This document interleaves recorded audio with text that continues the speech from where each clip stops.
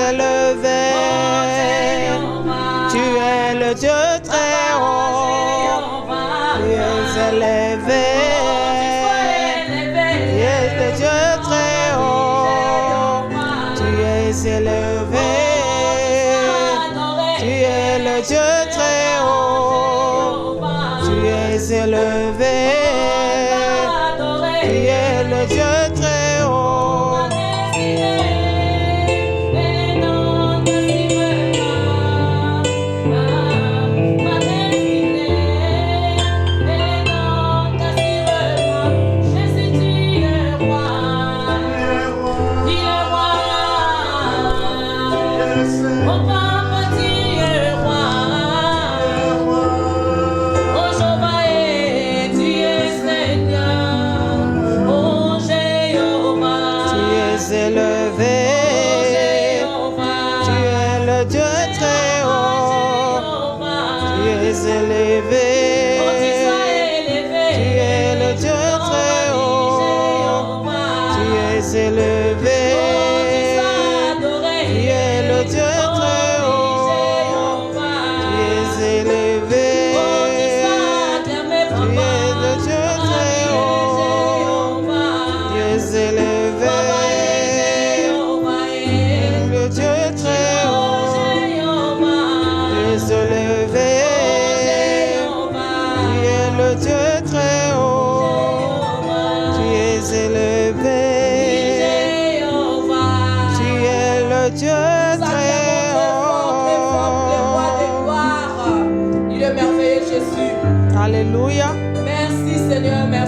Alléluia. Nous remercions aussi le frère Gilles qui est encore aujourd'hui parmi nous. Merci de votre présence. Voilà, nous allons continuer notre émission après avoir chanté pour les Seigneurs. Nous disons merci Seigneur. Vraiment, voilà, nous avons le thème qu'on avait intitulé « Pourquoi le mariage est devenu si difficile ?» Alors, sans plus tarder, je vais passer la parole à maman Gina. Elle nous parlera de ces thèmes et qu'est-ce qu'elle avait prévu pour les enfants de Dieu. Maman Gina, à vous la parole. Bonsoir, bonsoir. Bonsoir. Nous bénissons le Seigneur ce soir. Nous allons traiter d'un sujet qui fait couler beaucoup d'encre de nos jours. Ce sujet, c'est pourquoi le mariage est devenu si difficile à trouver. Voilà. Pourquoi? Alors, moi, je me suis posé la question, avant qu'on parle de pourquoi le mariage est difficile à trouver, j'aimerais épingler, savoir c'est quoi le mariage. Voilà. C'est quoi le mariage? J'ai voulu savoir qu'est-ce que c'est le mariage. Le mariage était dans la tradition chrétienne, donc nous sommes des chrétiens, hein, comme vous pouvez l'imaginer, nous sommes des chrétiens. Le mariage, c'est une alliance entre deux personnes. Deux personnes d'entrée de jeu, deux personnes de sexe différents. Donc, selon la parole de Dieu, Dieu dit, il n'est pas bon que l'homme soit seul, je lui ferai une aide semblable. Et la Bible dans Genèse 1, 17 à 18 dit, Dieu créa l'homme à son image, il le créa à l'image de Dieu, il créa l'homme et la femme. Donc, j'aimerais que d'entrée des jeux, hein, qu'on puisse savoir que c'est une alliance entre deux personnes de sexes différents, l'homme et la femme. Donc, le mariage entre la femme et la femme, l'homme et l'homme, ou bien l'homme avec plusieurs femmes, ou l'homme avec plusieurs femmes, ou la femme avec plusieurs enfants, avec plusieurs hommes, donc n'est pas dans la parole de Dieu. C'est ça le mariage. Voilà. Maintenant, j'ai voulu un peu parler du mariage, comme j'ai expliqué que c'est une alliance entre deux personnes, l'homme et la femme. Hein? Pas de sexe, pas le même sexe. Donc, nous allons lire dans le livre de Hébreux 13, 4 à 5 qui dit que le mariage soit honoré de tous et le lit conjugal épargné par la sueur. Ceux qui se livrent à l'immoralité sexuelle et à l'adultère, Dieu le jugera. Que votre conduite ne soit donc pas guidée par l'amour de l'argent. Amen. Amen. Donc, si on lit tout ça, donc, au fait, je voulais juste décortiquer le verset. Voilà. Hein? Je voulais savoir, qu'est-ce que voulait dire que le mariage soit honoré de tous? Honoré, ça veut dire quoi? Honoré, en grec, c'est timios. Ça veut dire estimé. Ça veut dire précieux. Donc, timéos, là, tire sa source de timé, qui veut dire valeur, honnêteté et dignité. Donc, si on lit, on décortique, on prend juste le petit extrait là, la Bible nous dit que le mariage a de la valeur. Tout à fait. Hein? Il a une dignité à préserver. Il doit être honnête, respecté par l'homme, pas seulement par l'homme, par la femme.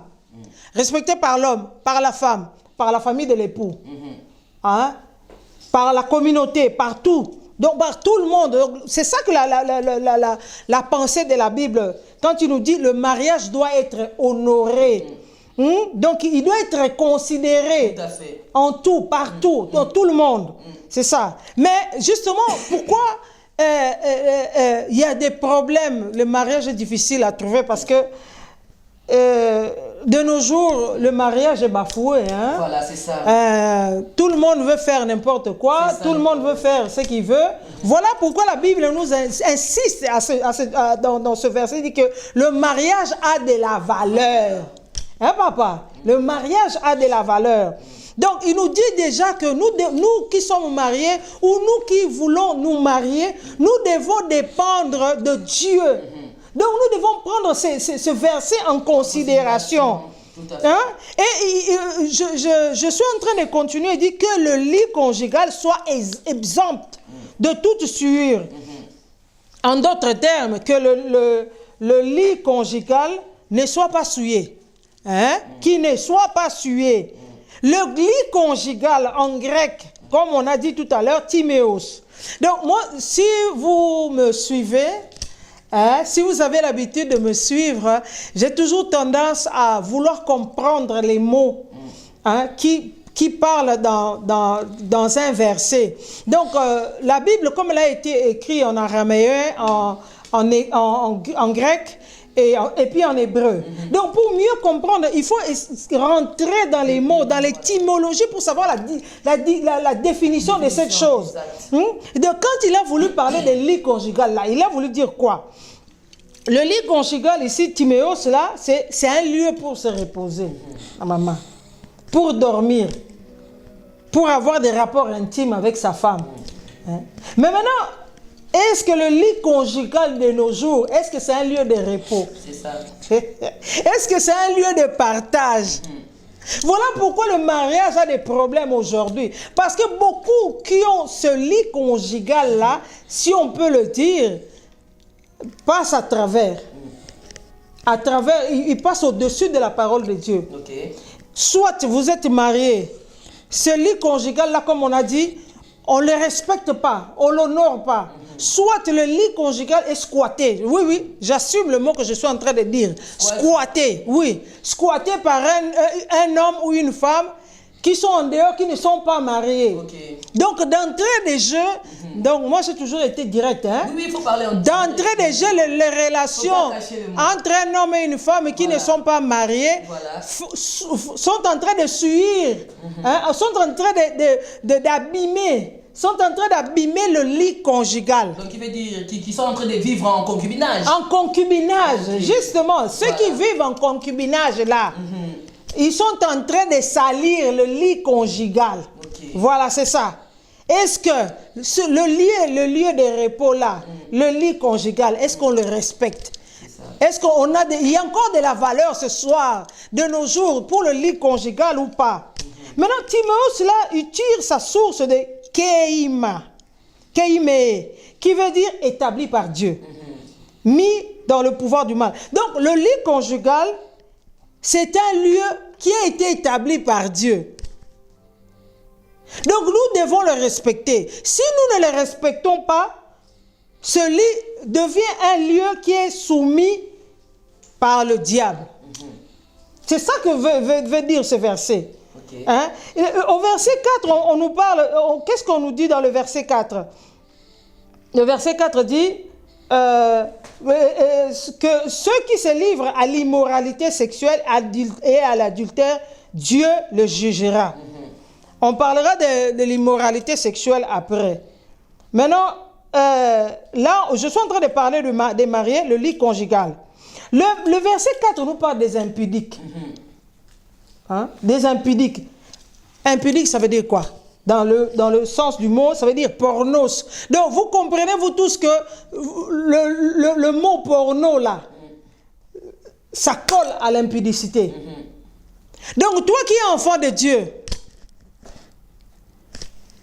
ne te livre pas à ces choses-là. La Bible les défend. Voilà pourquoi le mariage est difficile. Parce que les gens pratiquent la pornographie. Pornos. Donc, c'est des relations qui ne sont pas bonnes devant Dieu. Hein? Donc, pornos veut dire, c'est un homme ou une femme qui prostitue son corps. Il prostitue son corps avec quoi? À cause de plaisirs mondains, à cause de l'argent. Ils vendent son corps. Donc, c'est ça, les impudiques, que la Bible dit, Dieu jugera les impudiques. Ceux qui mettent leur corps, livrent leur corps à cause de l'argent. C'est ça. Pornos en plus, il tire sa source de pipraskos, qui veut dire vendre, être un esclave. Donc celui qui vend son corps, c'est un esclave. Tout à fait. Yaya, tu es esclave hein, si tu vends ton corps. La Bible défend ça. Dieu est contre ça. N'est-ce pas? Dieu est contre ce que je viens de dire, l'impudicité. Dieu est aussi contre l'adultère. Je voulais savoir c'est quoi l'adultère, papa. L'adultère, c'est le fait d'avoir volontairement des rapports intimes avec une personne qui n'est pas son conjoint. Avoir des rapports sexuels avec quelqu'un qui n'est pas ton conjoint. Voilà.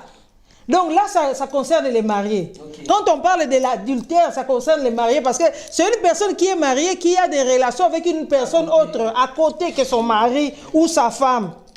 Hein? Donc, ça veut dire aussi être infidèle à Dieu. Donc, non seulement tu es infidèle à Dieu, tu es aussi infidèle à ton mari ou à ta femme. La Bible dit que Dieu jugera ce genre de personnes. Je peux continuer, maman? Ben, c'est ça le problème.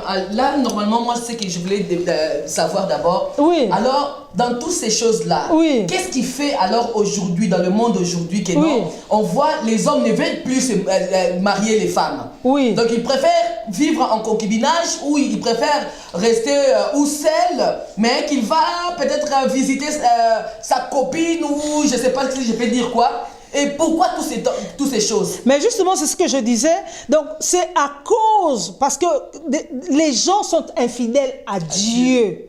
Les gens ne sont plus attachés à la parole de Dieu. Ils préfèrent, comme je l'ai dit tout à l'heure, avoir des rapports intimes sans être mariés. Donc, si la personne est déjà mariée, elle a déjà tout ce qu'on trouve dans le mariage, pourquoi elle va se marier? Parce qu'il a déjà la femme, il a des rapports sexuels, il a des enfants. Donc, tout ça tourne autour de l'obéissance envers Dieu. D'accord. Ok, maman. Voilà, là maintenant je vais demander à l'homme, parce qu'on n'a pas seulement les femmes. Aujourd'hui, par la grâce de Dieu, on est aussi les hommes. On va attendre la voix des hommes. Papa Gilles, comment allez-vous? Bonsoir. Bonsoir. Je vous laisse d'abord vous présenter, comme ça au moins le peuple de Dieu vont vous connaître. Voilà, je suis Foué fils, pour ceux qui me connaissent. Chrétien, pianiste à ses heures perdues. Je veux d'abord remercier les panélistes ce soir et aussi d'avoir pensé qu'un homme pouvait porter sa voix pour penser mariage et voir ce qui peut être une gêne au mariage ou alors ce qui fait que de nos jours, les gens ne soient pas tellement attirés par le mariage. Alors, comme ma sœur le disait tout à l'heure, déjà le mariage est une union, est une alliance, voilà. est un cheminement, voilà, est un regard entre deux entités qui doivent poser vers la même direction. Yes. Je veux relever ici quand elle a dit que le lit conjugal, moi je ne dirais pas, le mariage c'est pas seulement sur le lit conjugal. Voilà. Dans le mariage, le lit conjugal fait partie, mais aussi il y a beaucoup d'autres choses qui entrent en jeu dans un mariage. Exactement. Par exemple. Et ce qui fait donc que tout ça fait que quand un homme et une femme, parce qu'il faut relever ici, comme elle a dit, que le mariage, au sens propre du terme, c'est entre un homme et une femme. Exactement. Ça, c'est vrai. Voilà. Alors, ce qui fait donc que deux personnes qui se mettent ensemble et qui veulent cheminer doivent déjà être auparavant. Parce que, je vais vous dire, parce que chacun a un prototype, c'est-à-dire qu'un genre de personne idéale qu'il voudrait avoir comme partenaire, que ce soit l'homme ou la femme. Alors, beaucoup se butent parce que il dira, je veux un homme qui a des plaquettes de chocolat. Voilà. Mais alors, est-ce que c'est les plaquettes de chocolat qui font le mariage? Non. Voilà. On a oublié que un homme peut avoir de mauvaises qualités, mais on regarde beaucoup plus des plaquettes de chocolat. Il y a un homme qui dira, je veux une femme qui a 65 kg, taille fine, belles jambes, tout. Est-ce que c'est ce qui fait le mariage? Je dirais non. Voilà. Il y a des habitudes, il y a le comportement, il y a le comportement même sexuel. Il y a aussi les relations, voilà, qui entrent en jeu pour pouvoir faire un mariage. Alors, quand donc, lors de la période du pré-mariage que je pourrais appeler le concubinage, si, ça dit c'est la période d'observation. Alors, si le partenaire ne vous ressort pas les qualités que vous attendez de lui, pourquoi est-ce que vous pouvez parler de mariage avec cette personne? Je dirais non. Voilà. Si ma femme, chaque fois, me fait aller me servir dans la marmite ou faire des travaux que je ne peux pas faire alors qu'elle est là à la maison, ce n'est pas ce que j'attends de ma femme. Mais après, on dirait dans un mariage que, par exemple, les tâches sont partagées. Oui, alors, exactement. est-ce que c'est ce que tu attends de ton partenaire? Non. Alors, pourquoi beaucoup de gens ne se marient pas? Justement, ça part de là. On ne regarde pas là, on chute. On regarde là, on trébuche. Hein? Tout à fait. Ah donc, c'est ce que moi, je voudrais relever pour un départ. Pourquoi? Parce que il y a un tas de conditions, il y a un tas de choses qu'il faille voir avant de vouloir proposer à votre partenaire pour dire je te prends comme époux, comme épouse, on doit cheminer. Il faut qu'on commence, je vois, on regarde à peu près vers la même direction. Je veux donc maintenant qu'on fasse une seule personne. Ou alors, comme on dit, on fasse un. Voilà, ça. Merci. Voilà. Et maman, c'est qu'on est en train de constater, on voit aujourd'hui, il y a même des papas qui arrivent même à l'âge de 45 ans, 50 ans, mais vous les voyez seuls. Et quand vous le demandez, mais pourquoi vous n'êtes pas mariés jusqu'à présent, vous voulez rester comme ça? Ils disent toujours, ah mais les femmes d'aujourd'hui, les femmes d'aujourd'hui, les femmes d'aujourd'hui. Alors qu'est-ce que les femmes ont fait afin que ces hommes restent comme ça? Bon, ça dépend de... Ces genres de personnes ont dû... ce monsieur-là, par exemple, il a dû avoir une mauvaise expérience. En parlant des femmes d'aujourd'hui. La Bible nous dit, nous revenons toujours à la Bible.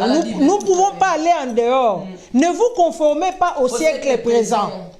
Qu'est-ce que la Bible dit? La Bible est catégorique et dit que l'homme est le chef de la femme. La femme, elle est soumise. Tout à fait. N'est-ce pas? Maintenant, ça ne veut pas dire que comme l'homme est le chef de la famille, la femme est une serviette, est un torchon, on peut le dépasser. Donc, il y a deux choses. Il y a deux sortes de femmes. Les femmes d'aujourd'hui, depuis qu'on a eu l'émancipation de la femme, on est en train de le crier tout haut, tout bas. Il faut que chaque personne puisse avoir sa place dans la société. C'est-à-dire l'homme est le chef de la famille, la femme elle est là. La femme, elle a une soumission. La soumission, en fait, c'est une mission de l'homme. L'homme qui est, comme la Bible dit encore, comme l'épouse du Christ. L'épouse de Christ. Donc, Christ est mort pour l'Église. Son épouse, oui. Donc, voilà cet amour que l'homme a envers la femme. Et l'amour, quand la femme elle a cet amour-là, elle a la soumission. Donc, deux choses marchent de pair. La femme d'aujourd'hui, elle ne veut pas préparer. La femme d'aujourd'hui ne veut pas être à sa place. Moi, je tire toujours attention, surtout aux jeunes qui se proposent au mariage. Quand tu es une femme, tu veux rentrer là, il y a une sœur, maman Marie, qui nous suit là, Shalom, que je salue. Et elle dit que le mariage, c'est pour des gens qui sont matures. Tout à fait. Donc la femme qui n'est pas mature, elle se contente, je vais me maquiller. En tout cas, je ne suis pas contre le make-up. La personne passe 10 ans, 10 heures par jour en train de se faire un make-up. Elle ne s'est pas préparée pour l'homme. Elle ne sait pas s'occuper de son homme. L'homme aussi va au travail depuis. Il ne s'occupe pas de sa femme. Donc les torts sont partagés. Les femmes d'aujourd'hui, on ne peut pas dire les femmes d'aujourd'hui, on doit dire la femme selon la parole. C'est ça. Si cette personne dit ça parce qu'elle a rencontré des femmes insensées qui ne bâtissent pas la maison. La Bible dit que la femme sage bâtit sa maison. L'insensé la détruit par ses propres mains. Donc ce monsieur-là a dû sûrement rencontrer une femme insensée. Alors, ce que je peux demander encore, est-ce que c'est seulement les femmes qui font des torts ou qui font du mal dans le foyer ou les hommes aussi font certaines choses? C'est ce que j'ai dit, il y a la part des deux. Donc, l'homme est le chef de la famille, l'homme a des responsabilités, la femme a des responsabilités aussi. L'homme a la responsabilité de s'occuper de son foyer. L'homme a la responsabilité, moi je rentre toujours dans la Bible. L'homme doit être le sacrificateur de la maison.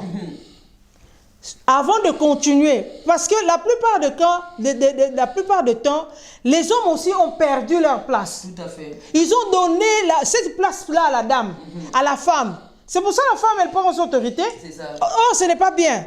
Toi, tu es l'autorité de la maison. Tu n'es pas ça seulement, tu n'es pas là seulement pour donner l'argent. Non, tu dois participer à tout.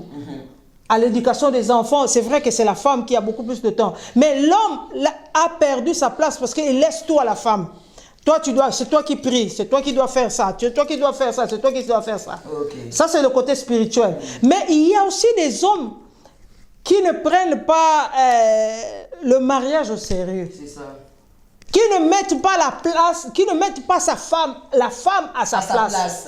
Donc la femme doit se sentir aimée, doit se sentir protégée, doit se sentir secourue par l'homme. Mais quand l'homme, tu ne pries pas, tu laisses tout à ta femme, donc la femme doit tout faire, c'est une carpette. Une carpette, c'est un tapis, elle ne fait rien. Donc toi, tu viens du travail, tu prends tes pieds, tu mets là. La femme, elle doit tout faire. Non. Évidemment, la femme, elle doit préparer, elle doit s'occuper de son homme. Mais toi aussi, homme, qu'est-ce que tu as comme responsabilité envers la femme? Voilà. Je voulais demander encore, papa, frère Gilles. Oui. On a vu des femmes qui ont fait, par exemple, je peux dire, 10 ans dans le mariage. Oui. Une femme qui a fait 10 ans dans son mariage avec son homme, mais dans les 10 ans, ils ont eu des enfants. Oui. Mais depuis qu'ils ont fait 10 ans, le mari ne veut toujours pas le marier.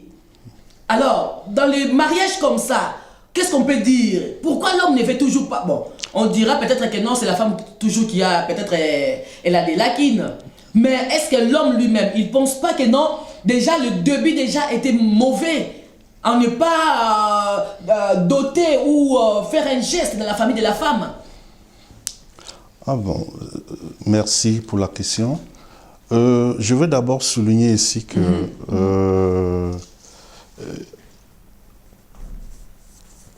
le mariage, déjà, n'est pas une fin en soi. Et le mariage n'est pas une sinécure, c'est-à-dire c'est pas un fleuve tranquille. Ah non. Voilà. C'est ça. Donc, il y a des réalités. Voilà, il y a des réalités. Ce n'est pas un fleuve tranquille. Voilà. Donc, quand on est 10 ans avec une femme, voilà, ça veut dire qu'il y a quelque chose qui ne va pas encore. Voilà, il y a quelque chose qui ne motive pas le monsieur pour amener sa femme. Déjà, il faut souligner qu'il y a le mariage religieux, il y a le mariage coutumier. Bon, voilà. Mais tous sont des mariages et ça dépend. Donc, alors, on commence certainement par le mariage coutumier, c'est-à-dire la dot, comme tu l'as dit là tout à l'heure. Et ça fait que, comme je le soulignais, il y a ce qu'on fait, c'est-à-dire ce qu'on appelle une observation. C'est-à-dire, celui qui doit déclencher le là, c'est-à-dire l'homme, c'est-à-dire je t'épouse, il observe sa femme. Alors, si, par exemple, elle ne remplit pas déjà les critères, les conditions, vous croyez qu'un homme ira se pointer? Alors, si elle ne remplit pas des critères, alors pourquoi le faire des enfants? Pourquoi le faire des enfants? Ce sont des enfants consentis, je suppose. C'est-à-dire qu'on peut consentir, faire des enfants, mais on ne peut pas épouser la femme. Je veux dire, ils ont consenti faire des enfants. Tout à fait. Bon, voilà, maintenant, le mariage, c'est autre chose. Exactement. Vous voyez un peu. Donc, alors, s'ils ont fait des enfants, parfois, ils se séparent pour dire, bon, voilà, pour le bien des enfants, peut-être parfois, vous voyez, dans certains mariages, on dit, je suis là parce que c'est mes enfants. Vous voyez? Beaucoup. Vous voyez, vous en savez plus que moi. Donc, et c'est pourquoi je reviens et j'insiste sur le caractère, j'insiste sur les critères qui font qu'un homme valide pour présenter sa femme devant l'Éternel, comme vous dites, devant l'état civil. Donc, la plupart, c'est ça. Vous connaissez le caractère de... La bouche. Ah non, je ne vous dis pas. Donc, ça fait donc... tant que tu le fais, il dit, bon, écoute, tu peux continuer comme tu le fais, moi je verrai. Alors, je fais de toi une vieille demoiselle, si tu veux. Tant que tu ne me donnes pas le respect qu'il faut. Et bon, voilà, vous en savez quelque chose. Exactement. Je ne dis pas des bêtises, je suppose. Bon, voilà. Et alors, tant qu'on n'arrive pas là, peut-être on va dire, cet homme, comme on a coutume d'utiliser dans le langage du quartier, il utilise cette femme et après il va la laisser. Que non. Non.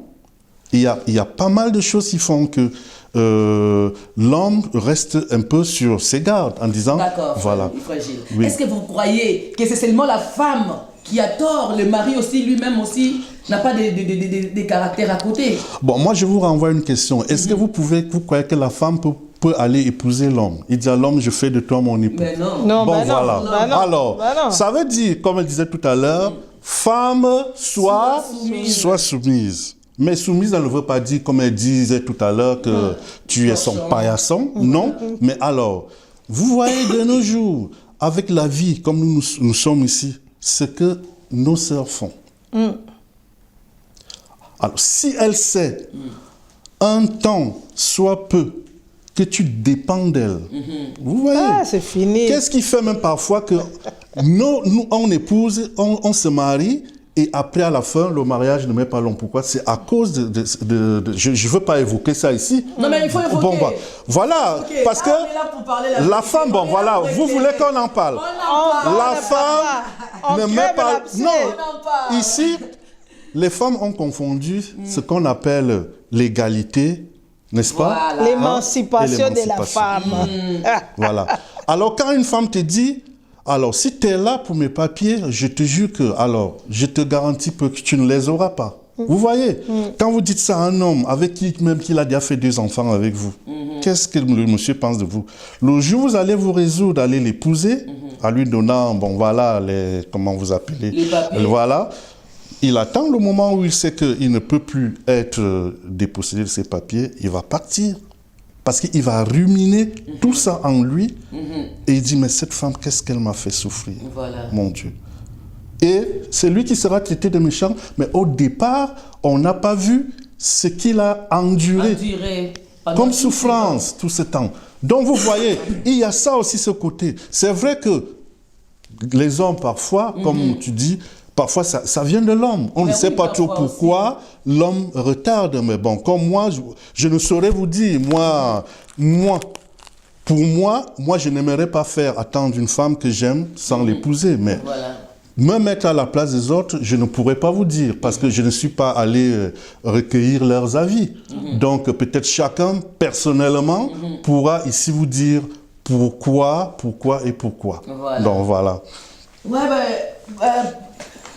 la question est que, est-ce que c'est vraiment une bonne idée de vivre avec un homme ou une femme dans le même toit sans avoir été marié et continuer à faire des enfants en dehors du mariage? Pourquoi chacun ne reste pas chez lui et vous regardez vos habitudes ou vos comportements de loin? Déjà, il faut commencer par la source, comme on a dit. Déjà, le début là. Quand un homme et une femme se mettent ensemble, c'est pour se marier. Parce que nous sommes chrétiens. Je rentre toujours là. Mais quand vous vivez ensemble sans être mariés, vous êtes en dehors de la parole de Dieu. Vous êtes dans l'impudicité. Vous êtes dans l'impudicité.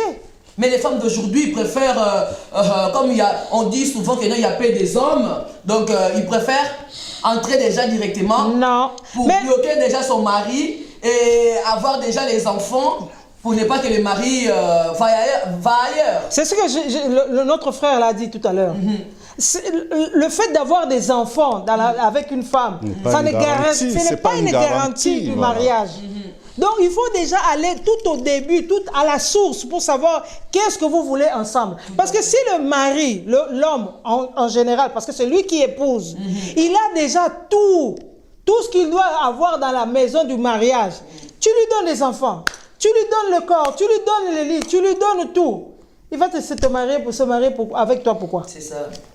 Ça ne vaut pas la peine. Donc, il faut déjà aller au début, bien s'entendre au début, que nous allons nous marier. Évidemment, prendre un temps de fiançailles. Le fiançailles... Attends, je vais regarder la caméra. Elle est où la caméra? La caméra, elle est là. Je regarde la caméra. Eh papa, fais un zoom sur moi. Yaya, les fiançailles, ce n'est pas le mariage. Les fiançailles, c'est un moment, comme le papa l'a dit tout à l'heure, d'étudier le comportement de la personne. Vous vous étudiez ensemble. Étudier ne veut pas dire coucher ensemble. Moi, je dis les choses comme elles sont. Il faut dire. Mari, fiançailles, il ne veut pas dire coucher ensemble. Papa Bokilo, je suis désolé, il faut dire. Il faut parler. Chez nous, il y a un dialecte. Attends, je vais le dire en juif. Et puis après, je vais l'expliquer. En juif, on dit comme ça. Dans l'éducation, il n'y a pas de péché. Amen. Donc, j'insiste pour dire que fiançailles ne veut pas dire mariage. Fiançailles ne veut pas dire coucher ensemble. Fiançailles, c'est un moment d'étude pour voir est-ce que ce monsieur, cette femme me convient. Voir les habitudes. Mais si toi, tu donnes déjà corps là, comme disent nos amis là, soit tu donnes corps là, tu donnes tout, tu viens déjà préparer pour le mari. Le mari va se poser pourquoi? Il faut étudier. Est-ce que cette femme, ça sera une bonne épouse pour moi? Est-ce qu'elle ne regarde pas le mari qui a seulement des sous parce qu'il est avec toi parce que tu as des sous? Ou bien il est avec toi, tu as des plaquettes de chocolat comme le papa a dit. Mais tous ces gens, les plaquettes de chocolat, on trouve ça seulement dans la télévision. Ça n'existe pas ce genre de choses. On trouve ça à la télévision, papa. Que les femmes mettent 36 et 34 à la télévision, il faut arrêter ça. C'est ça. Donc il faut aller au-delà. Le mariage, c'est au-delà. C'est pour des gens matures. Voilà. C'est ça. C'est le mariage, comme mon papa a dit là, ce n'est pas seulement le lit. C'est ce qui le lit est en train, il gravite tout autour du mariage. C'est quand même quelque chose d'important. Il ne faut pas le nier. Mais c'est quelque chose qui est important. C'est d'abord de s'étudier, de regarder est-ce que cette femme, quelles sont ses habitudes, est-ce que tu peux changer de fiançailles. Les fiançailles peuvent se casser à tout moment. Donc fiançailles ne veut pas dire mariage. Voilà. Donc, je ne sais pas si j'ai répondu à la question. Oui, vous avez déjà répondu à la question. Mais j'aimerais dire aussi, peut-être aux gens qui nous regardent, il y a juste le numéro là à côté. Vous pouvez aussi appeler, ou si vous avez des questions, ou vous avez quelque chose à poser comme question, nous sommes là pour vous répondre. Vraiment, vous êtes la bienvenue. Vous pouvez poser toutes vos questions, nous sommes là pour répondre. Et là, maintenant, je vais demander au papa Gilles. Oui. On voit aujourd'hui... comme on a parlé, les hommes ne veulent plus se mettre ensemble avec les femmes. Mais on trouve encore les hommes, au lieu de se mettre avec les femmes, ils vont peut-être se mettre avec homme à homme. Bon. Avant, on voyait, il y avait que bon, excusez-moi, je ne sais pas si je peux dire chez les Occidentaux ou les Blancs, mais on voit aussi aujourd'hui dans nos communautés, que ce soit les femmes et les hommes, ils ne préfèrent plus à être femmes et hommes, mais de même sexe. Qu'est-ce qu'on peut dire par là?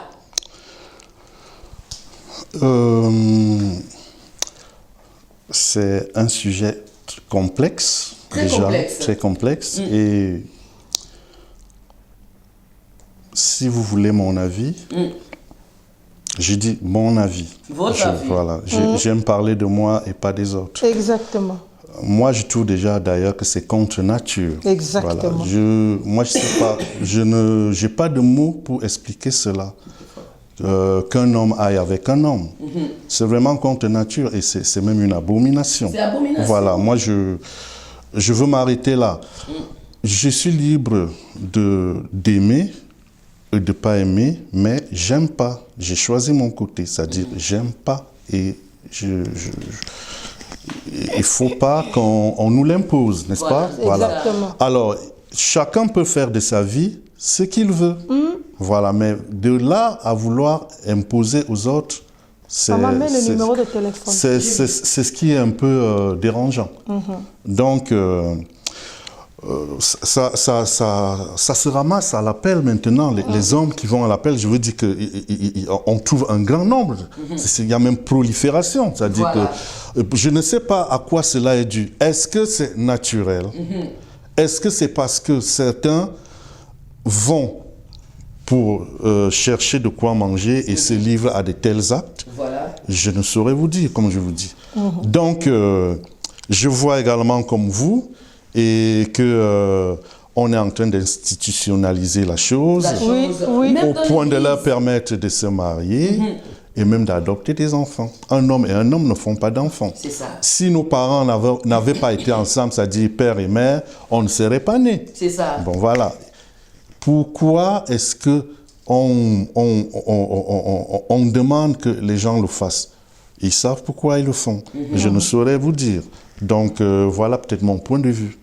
Voilà, je m'arrête jusqu'à là. Maman, moi, je vais quand même répondre. Oui, répondez. Je vais répondre à cette question à la lumière de la parole. Lumière de la parole. La Bible dit dans 1 Corinthiens 7, 2, toutefois, pour éviter l'impudicité, que chacun ait sa femme et que chaque femme ait son mari. Voilà. Maintenant, j'ai voulu comprendre impudicité là, c'est quoi? Insiste là-dessus, maman. J'insiste, Yaya, j'insiste. Impudicité, selon Larousse, veut dire une disposition à se comporter ou agir d'une manière qui reprouve la morale sexuelle. On parle de vices, comme on vient de dire. Donc, la Bible parle, l'impudicité, en fait, c'est le vice sexuel. Qu'est-ce que veut dire impudicité en grec? Ça veut dire pornéia. Pornéia veut dire relation sexuelle illicite. Quand on parle de relations illicites, on parle de l'homosexualité.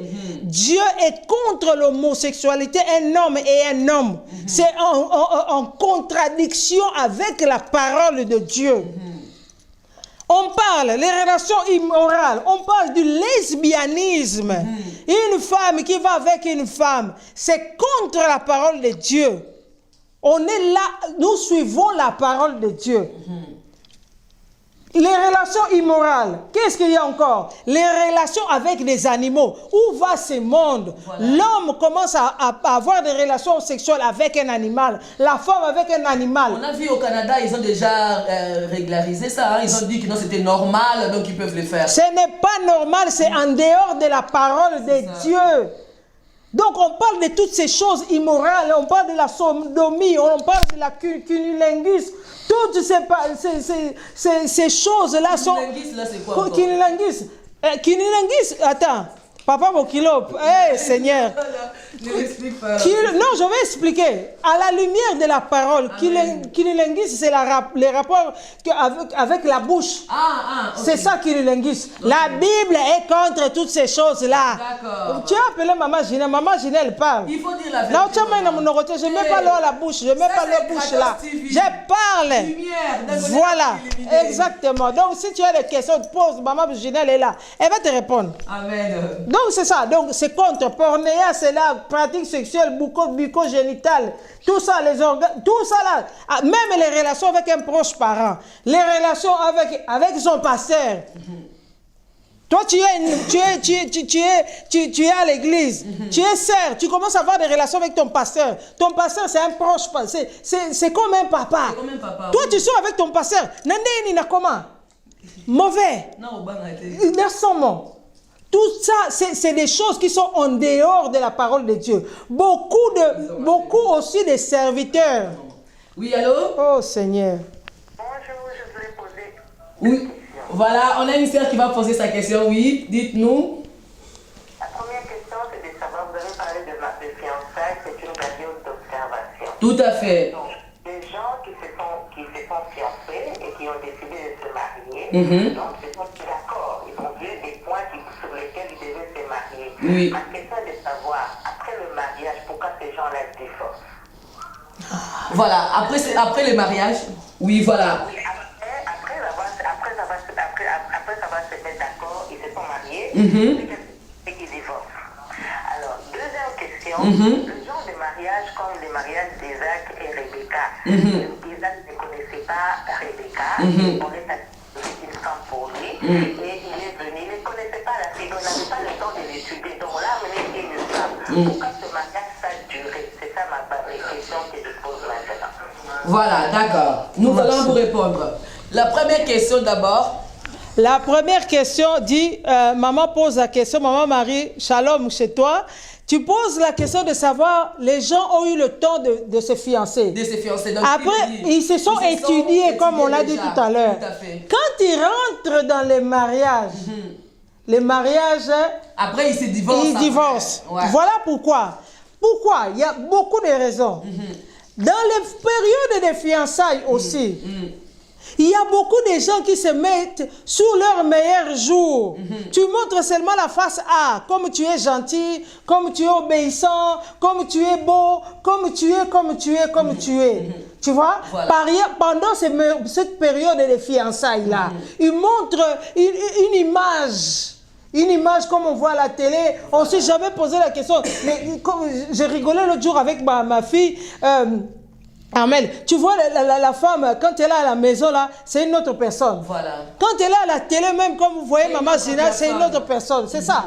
Donc, la personne avant le mariage, c'est une autre personne. Quand elle rentre dans le mariage, c'est là que tu vois son meilleur jour. Voilà. C'est là que tu vois ses défauts et ses qualités. Ce sont des gens qui se cachent, les hypocrites, qui donnent un autre visage. Quand ils rentrent à la maison, ils deviennent Rambo. Alors, on doit dire c'est les deux côtés. Donc, Mais des deux côtés. femme et côté homme C'est aussi. des deux côtés, que Voilà. ce soit l'homme, que ce soit la femme. Tout à fait. C'est des deux côtés. Donc, il faut éviter l'hypocrisie. Et puis, il faut aussi dire, en étant chrétien, que le mariage, c'est une grâce de Dieu. Oui, oui, tout à fait. C'est une grâce de Dieu. Nous avons vu des belles femmes, nous avons vu des hommes, des bel homme, des beaux, avec de l'argent, ne pas se marier. Voilà. Ça, c'est une grâce du Seigneur. C'est ça.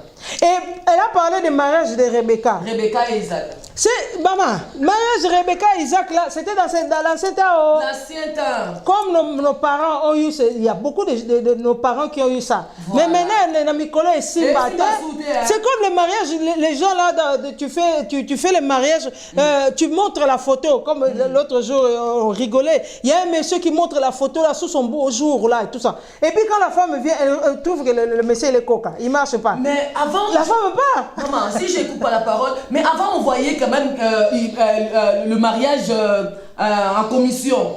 Ça marchait. Mais le jour d'aujourd'hui, ça marche plus. Pourquoi? Le mariage de commission, en tout cas, moi je ne pense pas que ça marche. Ça marche pas. Hein? Ça marche mais pas. Mais on a vu quand même des gens qui sont restés. Hein? Ça, c'est des par exceptions. chance, hein? Des exceptions. Papa, mariage de commission, c'est-à-dire que moi, je te vois, je sais que tu es là, tu n'es pas marié, tu as déjà de travail, tu as tout ça. J'ai ma soeur, je dis, hé, non, je vais te présenter ma soeur. Oui. Je vais faire tout et tout. Après, je te présente ma soeur et puis vous mariez. C'est ça qu'on appelle chez nous mariage à commission. Ça joue ou comme ça ne joue pas, mais la plupart du temps, ça ne joue pas. Il faut rencontrer la personne. Et puis parce qu'après, comme tu sais, hein, on rigole, on rigole, mais c'est vraiment vrai. Quand Dieu a montré à Ève, Dieu l'amena vers Adam. Et après, il y a eu des problèmes. Quand il y a eu le serpent, la femme, elle a dit, c'est l'homme, c'est toi qui m'as donné. Dieu, il a dit, Wallahi, je ne vais plus donner. J'arrête là. Toi, Marie, toi, regarde, va chercher. C'est pourquoi la Bible dit, c'est lui qui trouve, une femme trouve le bonheur. Pour trouver, eh bien, il faut chercher. Mais voilà. C'est ça. Alors, Oui. papa Gilles, qu'est-ce que vous dites par rapport à Ouais, cette question? je vais répondre, je vais essayer d'abonder dans le sens de ma sœur tout à l'heure. Il n'est pas réaliste de s'attendre à ce qu'un mariage soit exempt de problèmes. C'est-à-dire même après la période de fiançailles. Même si les conjoints sont bien assortis, c'est-à-dire qu'ils s'entendent, mais il y a toujours un élément, c'est-à-dire que dans le mariage, qui est à prévoir, qui est à comprendre, qu'il est possible de faire consolider. Et il faut inévitablement commencer par voir ce qui peut être... Juste un instant, papa. Oui. Restez juste en ligne, on va vous prendre quelques minutes, hein? Juste une minute. Allez-y, papa. Alors, il y a souvent des erreurs que beaucoup de couples font, c'est-à-dire que toujours le reproche à l'autre. Un mariage, c'est l'écoute. Un mariage, c'est le pardon. Un mariage, c'est des compromis. Yes.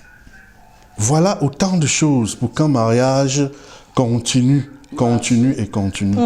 Ça, nos anciens nous disaient ça. Exact. Si, même après le mariage, vous n'arrivez pas à suivre cela, vous serez obligé de vous séparer. Voilà. Si moi, je ne peux pas te pardonner, voilà. Si je ne peux pas t'écouter, voilà. Si je suis tout le temps en train de te reprocher, alors l'autre personne va se trouver vraiment... ils vont se dire, qu'est-ce que nous avons en commun ici? On a le domicile et on a l'acte de mariage. C'est ça. Alors qu'est-ce qu'on fait? Je pars du domicile, on déchire l'acte de mariage. et c'est le divorce. D'accord, on va écouter bonjour, bonsoir, c'est... Hey, c'est Maman Vie, comment allez-vous maman? Ça va bien, vous là-bas, j'aime bien l'émission. Bonsoir Maman Gina. Bonsoir. Bonsoir. Pas le frère qui est à côté. C'est Papa Gilles. Papa Gilles, bonsoir. Bonsoir, bonsoir. Vraiment très bien. Alors, c'est vrai que je ne suis pas dans le plateau, mais je voulais quand même poser une question. Vous nous manquez déjà là. Et je suis ensemble avec vous là. On est ensemble. Je voulais poser une question à Maman Gina. Elle a parlé des fiançailles. Oui. Moi, je constate que dans les fiançailles, c'est un moment de l'hypocrisie. Hein. La fille veut montrer qu'elle est bien, et je suis bien, du caractère, tout ça. Les jeunes garçons aussi, de sa part, ils veulent aussi faire tout pour pouvoir, pour pouvoir conquérir les cœurs de la fiancée. Mais qu'est-ce qu'il faut faire pour que la jeune fille ou bien le jeune garçon, à part vous faites l'hypocrisie de se dire voilà, je suis belle, je suis ceci, qu'est-ce qu'il faut faire vraiment pour que la jeune fille ou bien le jeune garçon puisse comprendre vraiment ça, c'est l'homme de ma vie, c'est ça qu'il me faut. Et ma deuxième question, c'est que pourquoi dans le mariage chrétien, nous les chrétiens, on vit plus avec le romantisme. Il y a que la prière qui passe devant, Voilà. il y a que l'église, on va à l'église, on sert les Seigneurs, on rentre, mais il n'y a plus ce temps de romantisme, il n'y a plus ce temps de frère, de prendre sa femme à venir au restaurant, on fait que manger le fumbois, les fondus, les poulets, tout ça à la maison. Grave. Pimenter encore notre mariage, on voit des chrétiens, on ne fait pas de vacances. On peut aller respirer avec le stress qu'on a tous les jours. Donc pourquoi il n'y a plus ce temps de romantisme dans le mariage chrétien? Voilà. Ça, mes deux questions que j'avais. Que le Seigneur vous bénisse. Merci beaucoup, merci.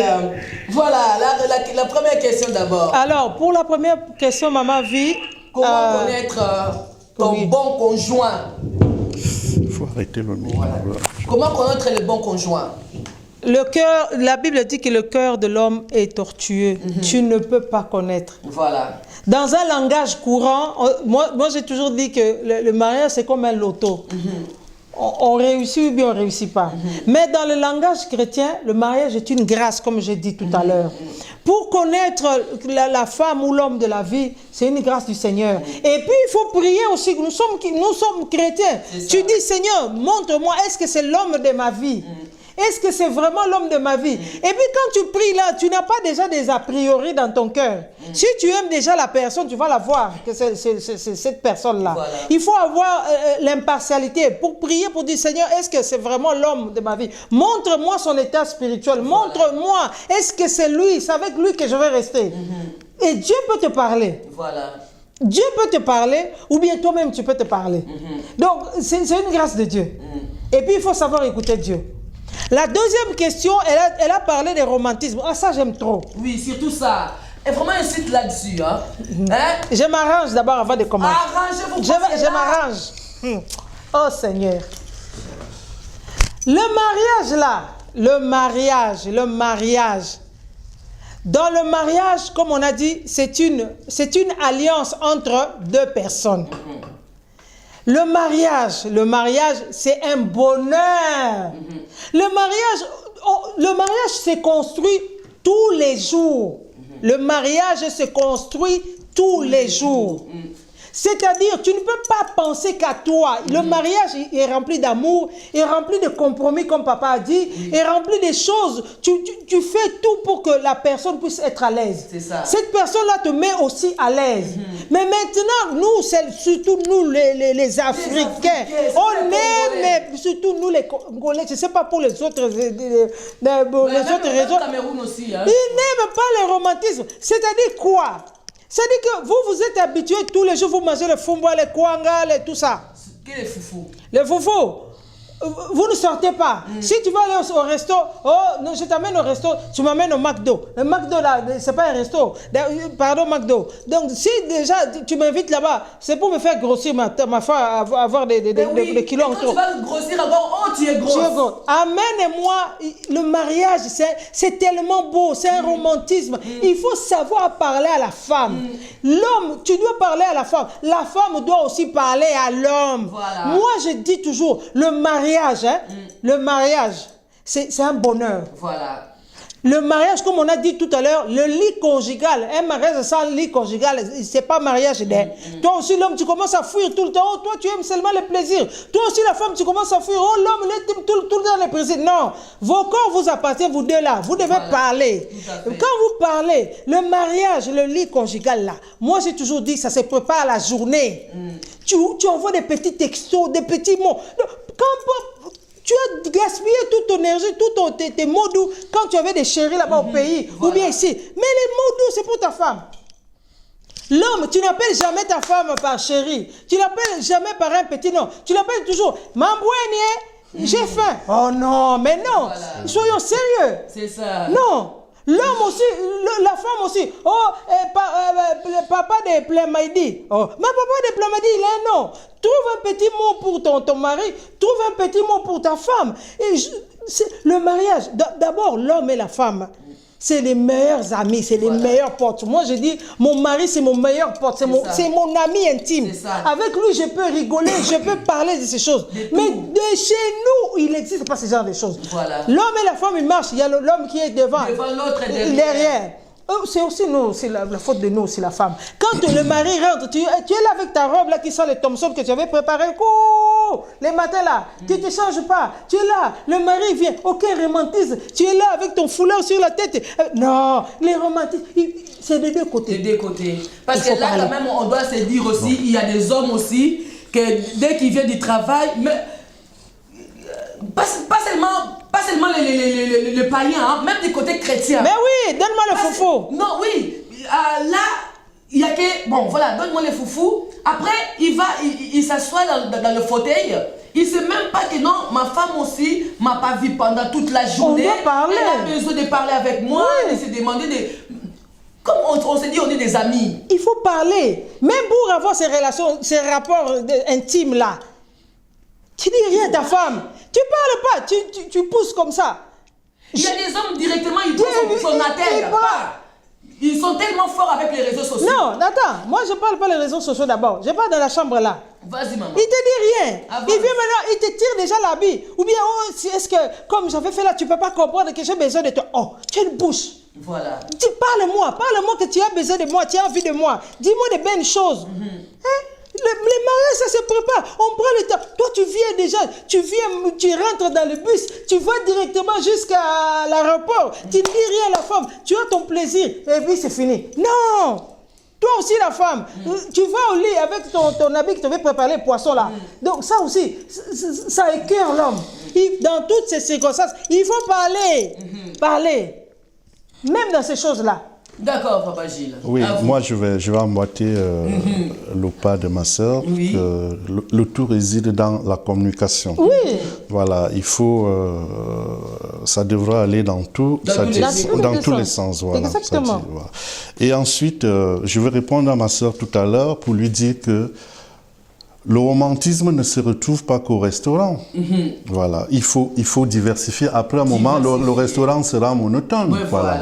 Voilà, on peut trouver le romantisme en allant au match de foot, en allant au cinéma, en voyant un film déjà et discutant ensemble. Ça fait aussi partie du romantisme. Le romantisme, c'est pas seulement au restaurant où on va s'empiffrer de bouffe et puis bon voilà. Voilà, et c'est ce que je voulais relever. Donc, pour ce qui est de mes frères qui aiment le pondu et trucs. Et les madessous. Et le madessou. Et le makoso. Permettez-moi. moi oh, Seigneur. un bon Africain, c'est celui qui mange épicé. Et il ressent quand son repas est épicé. bien épicé. Bon, voilà. Moi, je mange très épicé. Bien sûr. Et Bon. je vous dis, moi, je ne vais pas au restaurant, mais j'ai une autre forme, c'est-à-dire de peut-être... voilà. De montrer à votre femme. Voilà, donc c'est comme ça. Donc ma sœur ne se trouve pas au restaurant. Pas seulement. Voilà, parce qu'après, il devient monotone. Comme quand on est à la maison, chacun dans son téléphone. Voilà. C'est ça. C'est ça. Donc, ça, c'est des tu-mariages. Ça tue le mariage. C'est des tu-mariages. Ça tue mariage. Voilà, donc, ça s'appelle tu-mariage. Voilà, donc il faut vraiment faire attention, communiquer quand ça ne va pas et puis voilà, et éviter surtout de faire des reproches qui peuvent être de nature à blesser votre conjoint. Surtout donc, devant les gens, papa. Voilà, justement, c'est ça. Voilà. Alors, beaucoup se disent aujourd'hui que non, bon, ceux qui sont déjà dans les mariages là, ils sont en train de souffrir. Et pourquoi moi je vais entrer encore là-dedans? Qu'est-ce qu'on peut les répondre? On ne perd rien à essayer. Chacun a sa chance, comme ma sœur disait tout à l'heure, en se mariant. Bon, il y a des gens vraiment qui sont faits pour ne pas se marier. Ils te disent, moi, je ne sais pas ce que le mariage m'apporte. Voilà. Et ce que le mariage pourrait m'apporter. C'est tout comme vous voyez des gens qui décident de ne pas faire d'enfants. Voilà. Qui décident. Et vous les voyez au crépuscule de leur vie, qui sont abandonnés. Et justement, c'est la même chose pour des gens qui ne veulent pas se marier. Voilà, au crépuscule de leur vie, ils se retrouvent souvent seuls, si vous n'avez pas de propre famille. Or, quand vous êtes marié, à un certain âge, vous voyez souvent une femme et un homme qui deviennent pratiquement comme des frères et sœurs. L'un ne va sans l'autre. Bon, imagine que tu es passé toute ta vie seul. Alors, tu la feras comment à un certain âge, lors du troisième âge seul? Donc, c'est... Chacun, donc, comme je disais, chacun fait les choix dans sa vie. Exact. Et il faut que chacun les assume. Exact. Voilà. Maman, papa a parlé de tu-mariage, le téléphone. Téléphone, pas seulement le téléphone, les pyjamas aussi. Même les pyjamas. Maman parle. Avance, maman. Pyjama, tu-mariage. Toi, femme mariée, tu vas au pyjama au lit comment? Toi, homme marié, tu vas au pyjama comment? Et ils vont comment? Tu vas au... Parce qu'il ne fait pas. Justement, il te montre déjà, il t'envoie un message qu'aujourd'hui, tu ne vas pas me toucher. Il va au mariage avec un pantalon jean, avec écrit, je ne sais pas quoi, avec la marque. Non, ça c'est un petit mariage aussi. Donc c'est pour ça les gens, si quelqu'un a déjà essayé une femme comme ça, ou bien un homme comme ça, il est fatigué. Donc c'est pour ça que quand on parle de mariage, il faut parler de tous les aspects. On doit tout parler. Donc yaya, maman, papa, va pas au lit avec pyjama. Pyjama, tu mariage avec le téléphone. Tu es tout ton téléphone, tu parles toujours. Tu passes ton temps à parler avec tes copines et tes amis de travail. Tu n'as même plus le temps pour ton mari. Tu n'as plus le temps pour la femme. Ça, c'est mauvais. C'est tu mariage, c'est mauvais. Et puis les gens aussi qui appellent les femmes mariées à 22h, passer 22h, 23h. Ou bien tu appelles le mari d'autrui à 23h. Oh, papa pasteur, oh, tu sais. Non, cherche papa pasteur le matin. Cherche papa pasteur, à moins qu'il y ait une urgence. Ça, c'est vrai. Ça, c'est tout mariage aussi. Mais maman, j'aimerais bien que vous insistiez un peu là-dessus. Pourquoi? Parce qu'on voit aussi... c'est toutes ces choses, on n'ose pas en parler dans nos églises aussi. Surtout ces choses vraiment, dans beaucoup des églises, on ne parle pas. Je ne sais pas si c'est faute de temps ou comment. On voit aussi, surtout des papas pasteurs, n'ont pas vraiment cet romantisme, maman. Tu viens comme ça, il te dit déjà, bon, je vais étudier Mathieu. Tu pars à gauche, ah non, je suis à Bakouk. Donc, la femme ne sait plus. Aujourd'hui, on parle comme ça. Pourquoi? Parce qu'il y a beaucoup de femmes aussi qui pleurent, maman. Beaucoup qui pleurent. Pourquoi? Parce qu'ils ne se retrouvent pas. Vous regardez seulement, c'est des couples, donc les couples de l'année. On les voit seulement dans les photos. Et quand ils sont maquillés. Mais dedans, quand tu vas dedans, c'est là où il y a des pleurs. Et là, beaucoup de femmes, des hommes de Dieu sont en train de pleurer. Alors, dites-nous pourquoi. Ok, je vais le dire, hein. Je ne vais pas mâcher mes mots. En tout cas, ne mâche pas les mots. Je ne vais pas mâcher les mots là, comme je suis là. Là, c'est la lumière du monde. Je parle. Je vais parler comme le docteur, le pasteur là disait, parle. Il faut parler. Ok. Dans les mariages, On parle du mariage, non? C'est du mariage. Ce qui empêche le mariage, ce qui empêche les gens de se marier, parce qu'ils ont vu de mauvais exemples. Ils ont vu déjà des mauvais exemples partout. Pour les serviteurs de Dieu, ou pour les chrétiens, ou les pasteurs, ou les bergers, tu as épousé ta femme pourquoi? C'est ça. La Bible dit ceci, il y a un temps pour toutes choses. Il y a un temps pour lire la parole, il y a un temps pour dormir, il y a un temps pour t'occuper de ta femme. Toi, tu ne peux pas venir Matthieu, aujourd'hui tu es Matthieu, demain tu lis Jean, l'autre tu... Non, il y a un temps pour lire la parole. Il y a un temps aussi pour s'occuper de ta femme. Parce que dans les lits là, il n'y a pas pasteur. C'est ça. Dans les lits là, il n'y a pas maman pasteur. Il y a l'homme et la femme qui doivent avoir des temps intimes. Moi, je vous dis, le mariage est magnifique. Le mariage est tellement bon. Essayez. Surtout quand il y a l'homme qui s'occupe de sa femme. Yaya, Tika. Oh, Tika. Papa, quand tu te trompes pas, le mariage est bon. Voilà. Hein? Les rapports là, c'est trop bon. Il faut avoir le temps pour toutes choses. Parce que pourquoi beaucoup de femmes et les pasteurs divorcent? Parce qu'ils ont plus le temps pour les bandits. Mais comment on dit ça en français? Les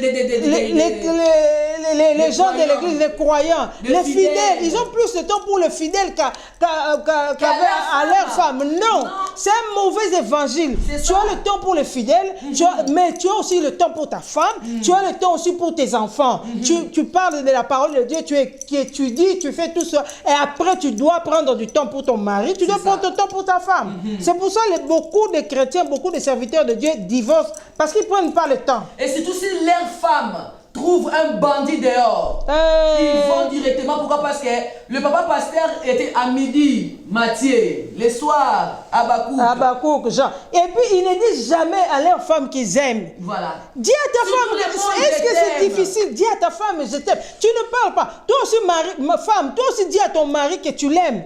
Hein? Tu dis à ton mari, moi j'ai l'habitude de dire à mon mari, quand je le présente, je dis que c'est le plus bel homme sur la terre. C'est ça. D'après moi. C'est ça même. Ça c'est d'après moi, c'est le plus bel homme sur la terre. Et je lui dis des jolis mots, des mots que lui seul peut entendre. Lui aussi me dit des jolis mots. C'est ça. Mais quand tu dis pas à ta femme et qu'il y a un mercenaire dehors qui vient voir la maman pasteur, qui dit, oh maman pasteur, j'aime tes yeux, tu as des beaux yeux, tu as des jolis sourires. Papa pasteur ne lui dit pas. Il dit aujourd'hui, demain, la femme peut tomber. Tout comme le mari peut tomber aussi. Comme Ève. Il faut parler. Est-ce que Dieu a réellement dit? Ah, Yabakissi, il a dit qu'on ne va pas toucher, qu'il ne faut pas manger et qu'on ne peut même pas toucher. Et là, elle a rajouté. Donc, il faut parler, parler. C'est ça.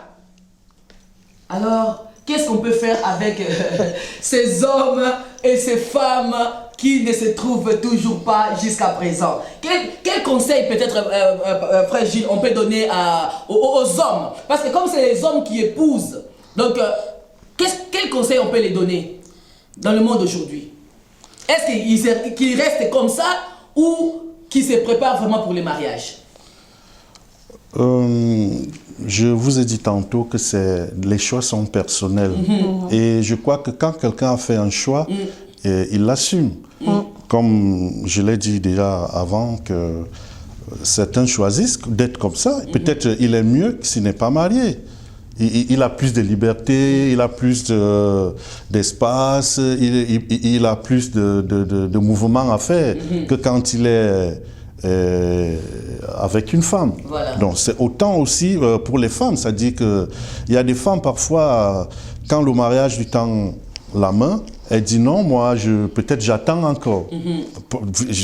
Principalement les femmes, parce que il y a une femme à 25 ans, elle dit non, je n'ai pas encore joué comme je veux, je ne suis pas encore allé en boîte comme je veux, je n'ai pas encore fait des voyages comme je veux. Ça, parfois, la chance, ce n'est pas 2 fois. Or, tu avais la chance entre 23 et 25 ans pour te marier. Alors, à l'âge de 30 ans, tu viens, c'est toi qui cherches le mariage, et là, le mariage t'a tourné le dos. Ça, il faut l'assumer. Par contre, pour les hommes, un homme, parfois, il peut tomber sur une femme qui peut changer le cours de sa vie. Et du coup, qui change également, c'est peut-être la résolution qu'il a prise de ne pas se marier. Il se marie même à 50 ans. Voilà. Il n'est pas tard pour les hommes. Mais généralement, les femmes, c'est trop peu tout le mariage à cet âge-là. À partir de 45, 50 ans. On commence déjà à changer. Oui, on change, oui, tout ça. On commence à faner, et tout. Donc voilà, donc le conseil que moi je pourrais donner, c'est que voilà, si on se met avec une femme que voilà et qu'elle remplisse les conditions, pourquoi ne pas lui proposer le mariage? Et aux femmes, voilà, mettez-vous à votre place, mettez les maris à leur place, et je crois que tout ira pour le mieux. Voilà. Et comme je le disais encore, je ne sais pas si on est en train de conclure ou je vais conclure. Oui, le mariage, je reviens, n'est pas un fleuve tranquille. Pourquoi? Parce que il faut pardonner dans le mariage. Il faut écouter l'autre dans le mariage. Il faut communiquer dans le mariage. Voilà. Il faut prendre le temps de mettre l'autre en valeur pendant le mariage pour se sentir aimé. Donc, aimons-nous, vivants. C'est ça même. Non. Extraordinaire. Voilà, si c'est ce que je peux dire. Voilà un conseil que je pourrais apporter. Voilà, merci. Merci beaucoup. Et maman? En tout cas, moi, La fin. le mariage, comme j'ai dit tout à l'heure, c'est beau. C'est un processus qu'on apprend tous les jours, en mettant à l'aise, comme papa a dit, en étudiant l'autre, en faisant des concessions. Maintenant, toi aussi, maman, jeune fille, toutes les filles, normalement, ont été destinées pour se marier. Donc, toi, tu dois apprendre à préparer une bonne éducation, à bien parler, à mettre de l'ordre dans ta maison. Mais aussi les jeunes filles, Jeune fille, tu ne sais pas faire à manger. Jeune fille, tu es make-up. Et après, tu cours. Aujourd'hui, tu es avec Jules. L'autre, tu es avec André. L'Obikuna, tu es avec Jean. Après, quand tu viens au mariage, tu es déjà amorti. Tu attends 35 ans. Vous savez, le corps qu'on avait à 20 ans, ce n'est pas le même corps qu'on a aujourd'hui. Mais ça ne veut pas dire que comme on a le corps aujourd'hui aussi, comme nous aussi les chrétiens là, on doit se laisser. On doit laisser seulement, on se laisse passer comme ça avec de grosses robes parce qu'on est devenu chrétien. Attention, ton mari va regarder ailleurs. C'est ça. Sois toujours bien, sois toujours propre, équilibré. L'homme aussi, toi qui es en train de t'amuser avec les femmes de tous les jeunes filles d'autrui, tu les utilises, mais n'oublie pas que tu es aussi en train de réduire ta capacité en tant qu'homme. Parce que si tu laisses tout chez les petites là, toutes les semences à gauche, à nord, au sud, à l'est, quand tu viens au mariage là, tu n'es plus rien. Tu ne vaux plus rien. Tu ne fais plus rien. Et la femme, elle va faire quoi? Elle va te fuir. Donc, toi aussi, Yaya, préserve-toi. Préserve ton corps là, qui est sacré. Tu es le temple du Saint-Esprit.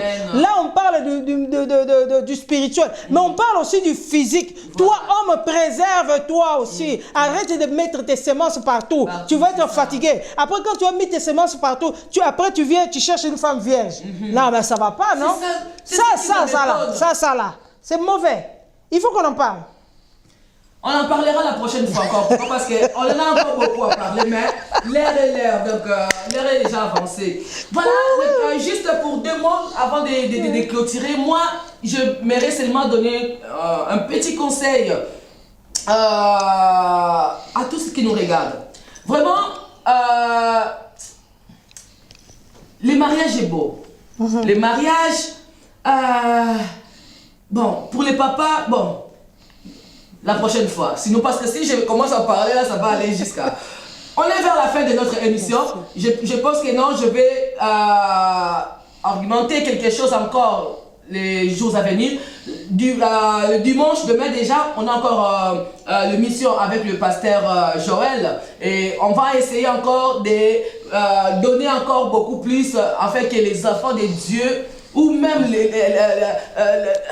le peuple de Dieu bénéficierait quelque chose de la part du Seigneur. Yes. On est arrivé vers la fin de notre émission. Vraiment, je vous demanderai, je vous en supplie, commence à partager l'émission. Envoie cette émission à vos amis, dans vos contacts, partout, afin que tout le monde prenne leur part. Et si Dieu nous fait grâce les jours à venir, on va se voir encore avec de nouveaux thèmes. Vraiment que Dieu vous bénisse. Merci de votre fidélité. Que Dieu récompense votre fidélité abondamment. Merci et que Dieu vous bénisse. Au revoir. Au revoir. Au revoir.